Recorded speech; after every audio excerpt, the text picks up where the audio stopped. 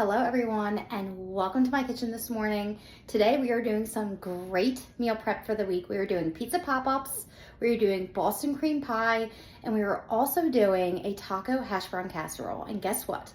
It is all very diabetic friendly, low carb, high protein, all the goodness in the world. If you're new, hello, my name is Olivia and I've been a type 1 diabetic for over 20 years.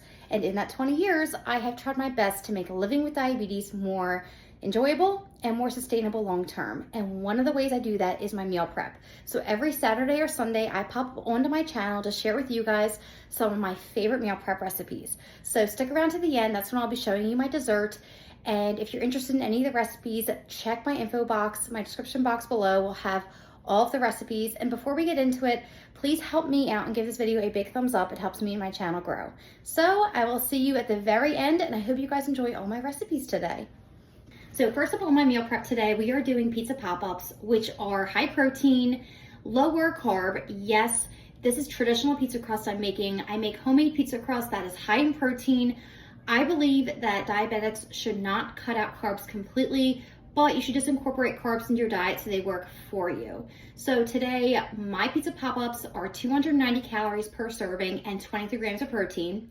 I am making 4 portions, so I'll be making it in a giant square pan, and at the end, I will just cut it into fourths, and that will be each serving. So to get us started, we are going to preheat the oven to 350 degrees. Now, both of my meal preps today will have to be cooked in the oven. So 350 for both recipes. And I'm going to make my crust to start. Now, first, I'm going to put 1 1/3 cup into a bowl and measure that out of self-rising flour. And I'm just using the Great Value brand, but use whatever brand best suits you and your needs. So I'm going to measure that out into a cup, kind of eyeballing it a little bit. That looks a little bit good. Maybe a little bit more, add a little bit more into there. Little sprinkle, perfect. And I'll put that in my bowl. And next I'm going to measure out 2 cups of non-fat plain Greek yogurt.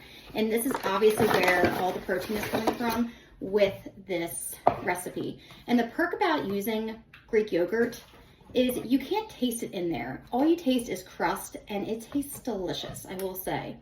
I was surprised when I first tried this recipe out because I didn't expect it to taste great because flour and yogurt, I don't know.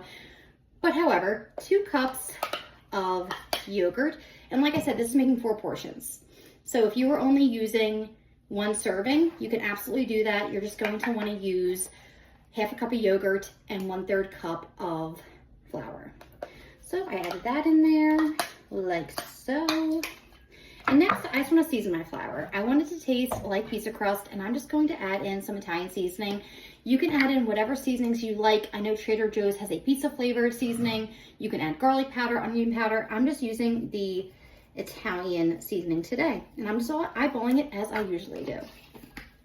So I'm going to mix this one up together, and once it's all formed into a dough, I'm going to put the dough into that square pan that I did grease.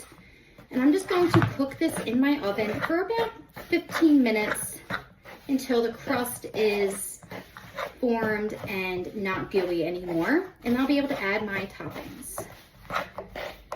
So, stir it up. And you will know when it's all ready to go. You won't see any loose powder flying around anymore. Okay, we're just about done. So now I'm just going to add this into my pan. And I'm going to form it out with my fingers just to press it down into the pan and ensure that it's good to go. Like, is that not just the easiest pizza crust in the world right there? And I promise you, it may sound a little sketchy, but it's actually super delicious. So just press that down, and I'll pop this in my oven. And when it's all done, I will show you what I add on. And as a side note, you will just see me pop in. While this is cooking in the oven, I'm going to brown a pound of lean ground beef on my stovetop so I can add that to the top of this. So while my crust is baking up in the oven, I quickly browned a pound of lean ground beef on my stovetop, and I'm just seasoning it with some of my favorite Italian seasonings like garlic powder and Italian seasoning. I figured since I'm making pizza pop-ups, I want this ground beef to have a nice Italian pizza flavor. So I'm not gonna lie to you guys, my pizza crust was in the oven a lot longer than I had originally anticipated. So if you're making it this way in 4 portions, I would anticipate it's going to bake in the oven for about 40 minutes. But you'll tell when it's all done. When you press down on it, there's a little give to it where it's not doughy anymore. You don't want the crust to feel doughy when you assemble this. So I have that ready to assemble, and the one thing I'm going to do is I'm going to take that ground beef that I browned and I'm going to add some pizza sauce to it. Now I'm using the Don Pepito pizza sauce, which I've mentioned on my channel many times before. It is delicious, and I'm not sure if they sell that in other states. So if they do, and you are living in a different state than me, please let me know. But however, I live in Jersey, and this is a Jersey brand. So if you ever come here, give it a try. So I'm going to add this to the top of my pizza pop-ups, just like so. Now, the beautiful thing with this meal is you can make it however you like. So if you like your pizzas vegetarian, you can make it with vegetables. You can make it with an Alfredo sauce instead. You could do so many different things with this meal that don't involve meat if you're interested, or maybe you like sausage, maybe you like chicken. The options for this are endless. I know that I'm a big buffalo chicken pizza person, so one day I will have to try this buffalo sides. It would be delicious. So I dumped that all on top, and you can see this thing looks loaded. And next I'm going to add, of course, the cheese, because you can't have pizza without the cheese. And I just have regular part skim mozzarella that I'm going to toss right on top. Now I'm adding an eyeball about a cup. The recipe calls for 1 cup for 4 portions. I'm going to press that in on top. And then last, I'm going to add some pepperoni, and I'm adding the Mommy Cozy's turkey pepperoni from Aldi's. I think this pepperoni just beats every other pepperoni out there. And I'm going to layer the top with some pepperoni. Now included in my macros are 4 slices of this pepperoni. So I'm going to try to fit 12 on this little pizza. I've made this for dinner for my family before, and even my kids love it. It's just outstanding. So I'm going to take this and pop it on in my oven. So I just wanted to pop in to show you guys that all I'm doing to finish this pizza up is putting it back into the oven for about 10 to 15 minutes for the cheese to melt down and get all delicious and bubbly, and that's it. So tomorrow is Cinco de Mayo, so of course I had to incorporate some kind of taco themed dinner on my meal prep. So this week I'm doing a taco hash brown casserole, which is very high in protein, low in carbs, low in calories, and is absolutely amazing. You can even roll them up into burritos or tacos if that's what you're interested in, or make it one giant pan as a family style. So this is 265 calories per serving and 24 grams of protein. So I'm going to be making it in a giant family size pan. So obviously if you want to eat it that way, you do you. And what I'm going to do at the end is split this into 4s and make 4 servings. To get me started, I am browning right now on the stove 1 pound of lean ground beef with some taco seasoning. So I'll pop in, show you that, and then I'll pop back in to show you how I throw this all together. So as just mentioned, I am making taco meat for my taco hash brown casserole, and all I did was brown a pound of 93.7 lean ground beef into a pan, and once it was all done, I added some water and some taco seasoning as per package instructions to make taco meat. So I just wanted to show you guys exactly how that came together, and the rest is history. I will pop back in and show you what else I do to make my taco hash brown casserole. So for my taco hash brown casserole, I'm first going to add in that ground beef that you guys just saw me cook up first at the bottom. Okay, next I'm going to add 4 cups of shredded potatoes. Now I'm just using the Great Value shredded potatoes, but you can use the Simply brand or any brand that suits you best. So 4 cups right in.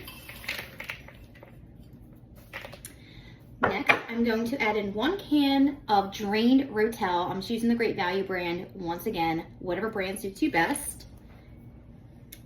I'm going to add in 1 can of light cheddar cheese soup mix.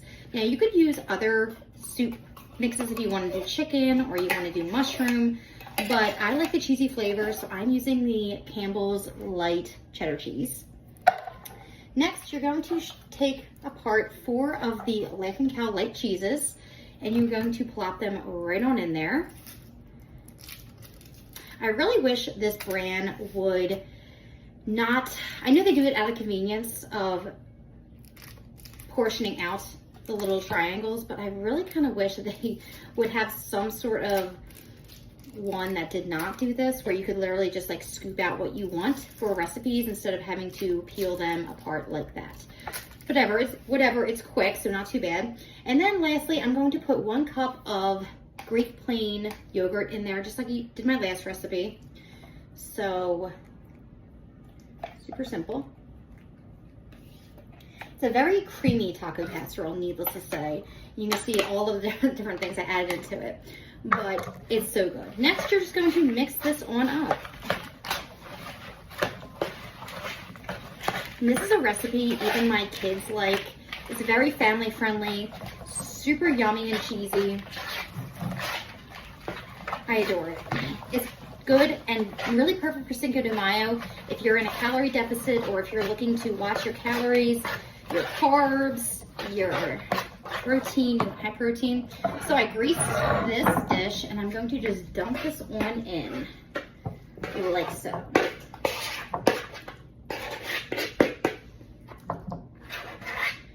Spread it out evenly, and next I'm just going to top with some shredded cheese. Technically each serving gets 2 tablespoons of cheese, but if you want to add extra, I won't judge. And I'm just going to do a sprinkle of medium cheddar cheese right on top. And I'm going to bake this in my oven for about 45 minutes, and it will be all done. I'll portion it out and we'll be good to go. So I'll pop back in after this is all done baking in my oven. Once again, this is a 350-degree oven for about 45 minutes. So about 30 minutes later, and my taco hash brown casserole is done, and it smells fantastic. The cheese is bubbly, it looks amazing, and I'll try to let you guys peek at it a little bit. I just don't want it to spill out, but I just wanted to show you what the end result will look like. So I'm going to let this chill, and then I'm going to split into 4s and enjoy it as my meal prep this week. But once again, keep in mind, you're more than welcome to dig into it just as. Now we are on to the best part of this meal prep, and you guessed it right, dessert. We're making a Boston cream pie today. Well, a rendition of it. Obviously, we're not making Boston cream pie exactly, but it's a diabetic friendly version that will knock your socks off, I promise you. So this is 325 calories per serving, but we are making 4 portions of this today. And when you think about it, 325 calories, I guess does sound like a lot, but compared to the alternative regular Boston cream pie, that's barely anything. So all I'm doing first is I have about 1.5 cups of non-fat vanilla yogurt in this bowl, and I'm going to add half a packet of my cheesecake flavored Jell-O pudding mix. If you haven't picked up, this stuff is one of my holy grails as a type 1 diabetic. It does an amazing job at thickening up yogurt and making it a very fluffy, delicious consistency. And I just adore it. So I'm going to mix that in there. Very good. And I'm going to add in 4 tablespoons of Cool Whip. The sugar-free Cool Whip, which is also another one of my holy grails. I just love this stuff. I'm going to add that in. I'm going to mix it all up. Now, another holy grail of mine, which I've never included in one of my videos before, is sugar-free cake frosting, which has not always been a thing, but Pillsbury came out with a 0 sugar chocolate frosting that is absolutely delicious, and you would never know the difference. So what I did was I took 4 tablespoons out of this jar, and I'm melting it in my microwave right now. Okay, so I have my mixture all mixed. The first thing I'm going to do is I'm going to take graham crackers, just regular old graham crackers. You can use the cinnamon ones or the non-cinnamon, just plain ones. And I'm going to take them and break them into the little squares they were meant to be. I'm going to break each little square in half, and I'm going to start by putting 3 little squares like so at the bottom of my dish. And we're almost making a parfait, it's going to seem. I'm going to do a dollop of the yogurt mixture at the bottom. I'm going to put another 3 layers of graham cracker in next. And then I'm going to put another dollop of my mixture on top. And then last, I'm going to add 3 more squares of my graham cracker. And then the last part is the best part. I'm going to drizzle a little bit of that melted icing right on top. And look how delicious that looks. Looks so good. Now the trick with this dessert is you want it to kind of blend together and melt together. So you want the graham crackers to soften. So my biggest recommendation with this dessert is to keep it in your fridge overnight and enjoy it tomorrow. And I promise you, it will not disappoint. So I'm making 4 portions of this. I'm going to get that together right now. I won't film it, but this was one example of what my dessert will end up looking like. I can't wait. So thank you guys so very much for sticking around to the end of this video. I hope you guys got some great inspiration from my ideas today and my meal prep for the week. And come back next Sunday to see another weekly meal prep for me, a type 1 diabetic, trying to live my very best life right now. So thanks again for coming along with me today. Please give this video a big thumbs up if you haven't already, and I'll see you in the next one. Have a great day, guys. Bye.